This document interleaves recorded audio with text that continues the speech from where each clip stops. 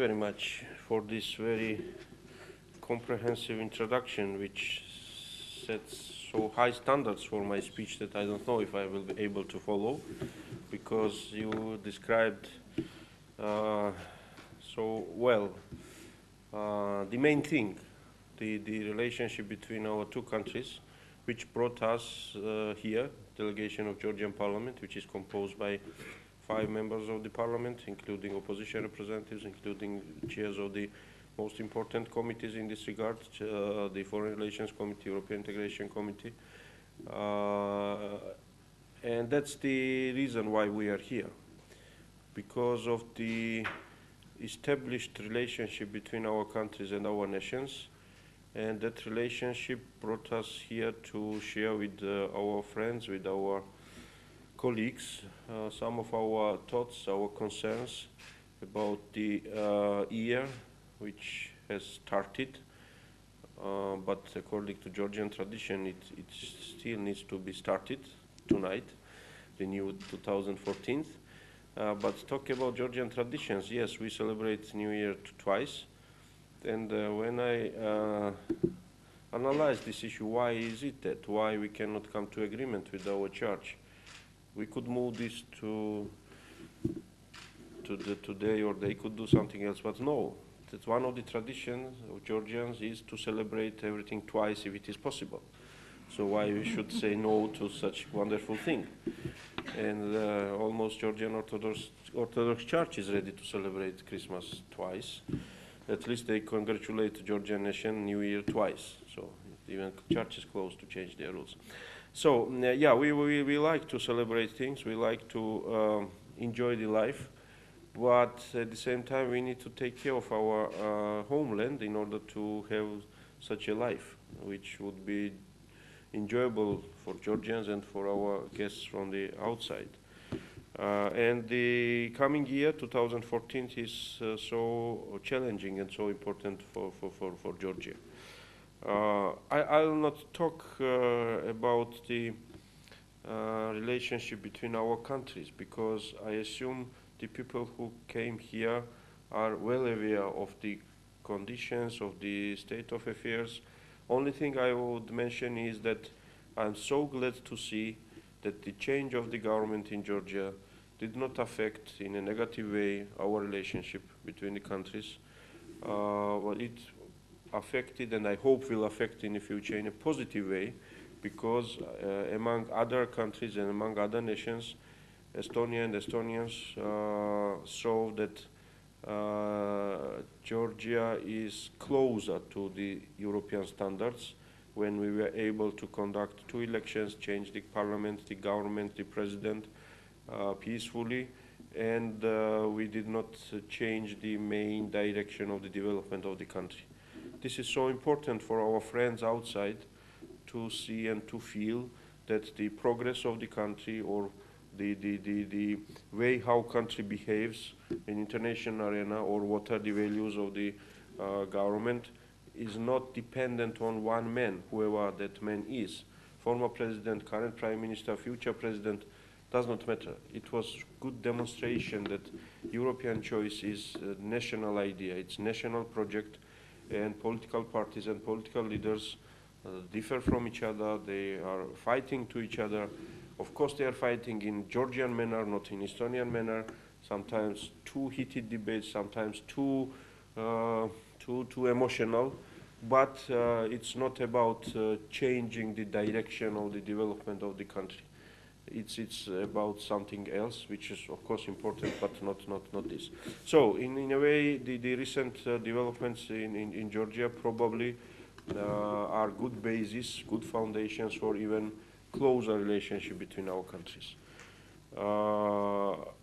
And as I said, that's the feeling which brought us here to discuss our problems with our friends. Of course, I must say at the very beginning that we are ready to be true friends in terms of being helpful for our friends as well, whatever we can do. And I believe there are things which Georgia can do for Estonia. It's an international arena. It's about economy, about trade, about development in the region, about energy security of the, I would say, wider Europe, which is so connected to each other in many ways. But at the same time, yeah, we need to realize that it's Georgia who needs more help at this stage of development. Vilnius summit was something which we expected so much. And of course, we had some worries that this internal situation could scare some of our friends or could impose some questions whether Georgia was still able to continue this way. But fortunately, these kind of questions were removed very quickly, and the new government did a very good job to continue the negotiations and to speed up certain processes. So we came to Vilnius with records which did not leave any room for any question whether Georgia deserves or is ready for initiating the association agreement. However, the coming months, which are until the final signature, are crucial for us. And we do not think that Russia left alone Georgia and the European Union.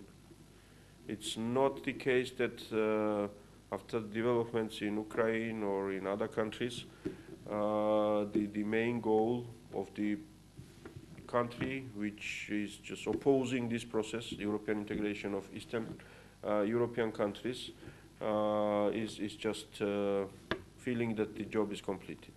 We do not have that feeling. We believe that Georgia may be next in the row who could experience problems from now until the final signature on the association agreement. That's one thing where we need advice, we need support, we need even physical presence in Georgia, and therefore we are organizing chains of international conferences and events where we are going to invite our friends from different countries, of course not only just to be there physically, but to work on different directions and to make our case stronger.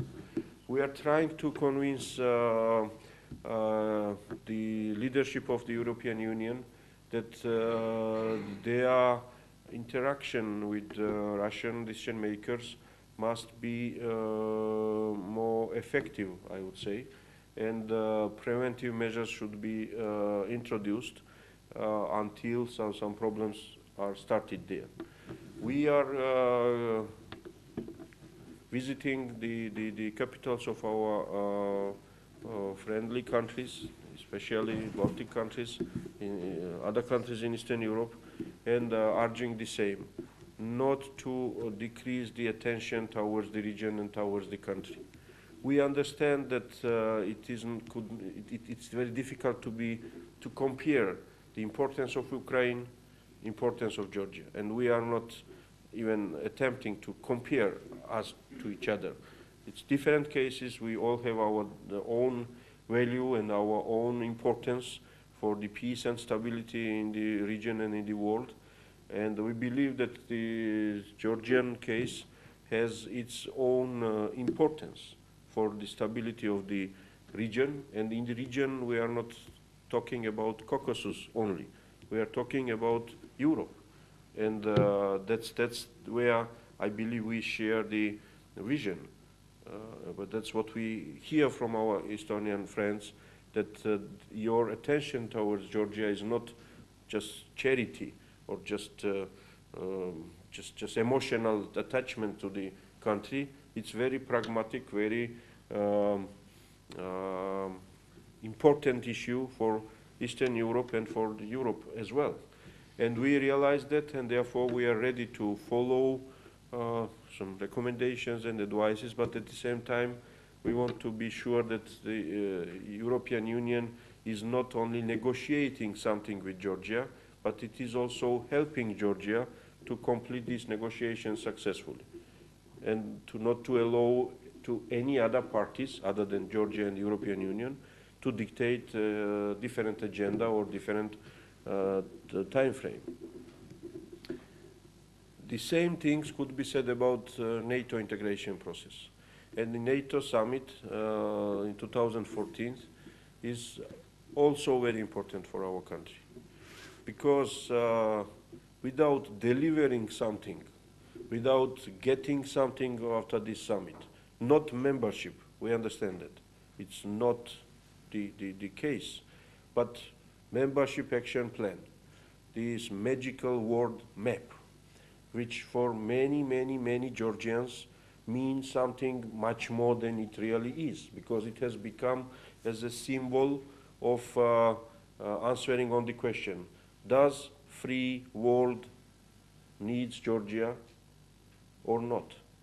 Does free world keeps its promise that Georgia will become NATO member or not? And if the question is that no, it's just political game, or situation has been changed, or there are more important things going around in the wider region, and therefore, well, that promise was important then. Now, because of new circumstances, there are some other important issues, and so on. Well, this is going to ruin and undermine political stability in the country. Because, again, the forces who are just waiting to the momentum when they can advocate this case that, well, that was all just mistake. If Georgia never looked towards NATO, then the problems would be solved easier. Territorial integrity could be restored. So there could be a different kind of economic integration in other kinds of markets. These kind of statements would become, I would not say popular, but could become kind of only choice left. If people feel that there's no other choice, then we have to do something. One thing is to take just guns and fight against the occupant country. This is one option, which we don't want to do. Second is to become part of the free Europe, step by step, but we demonstrated success there. And the third option is to go back to modernized Soviet Union or Russian Empire.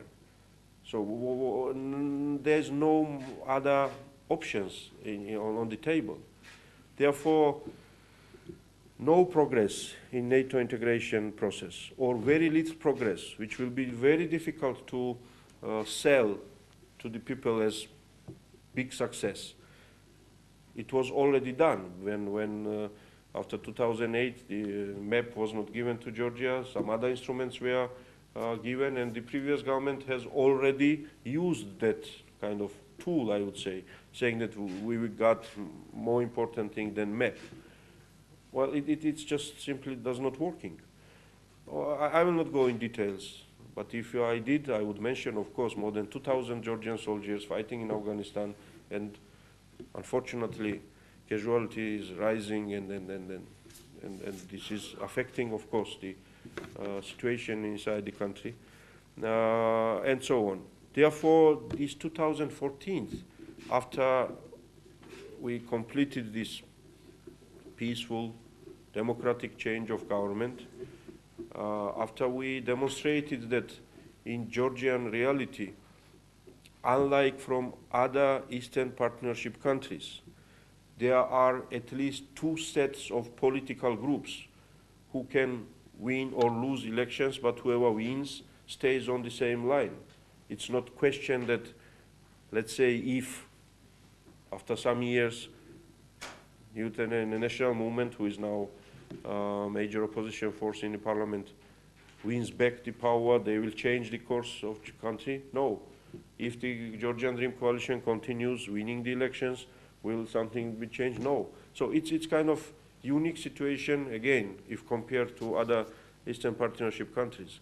And this momentum should be used properly by Georgians and by other countries for whom the success of Georgia is important emotionally and pragmatically as well.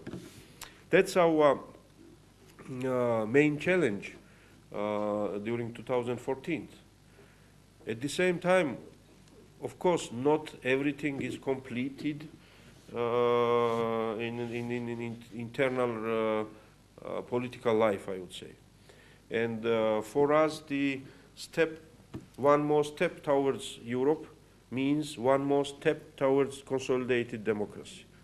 That's not the case that we have completed our job and we are just telling that, okay, what are the questions, why we are not accepted in the club of democratic countries of Europe and so on. In this, there is little but very important difference with the previous government. Previous government was reporting to the world that we are ready, or we are sometimes even better than others.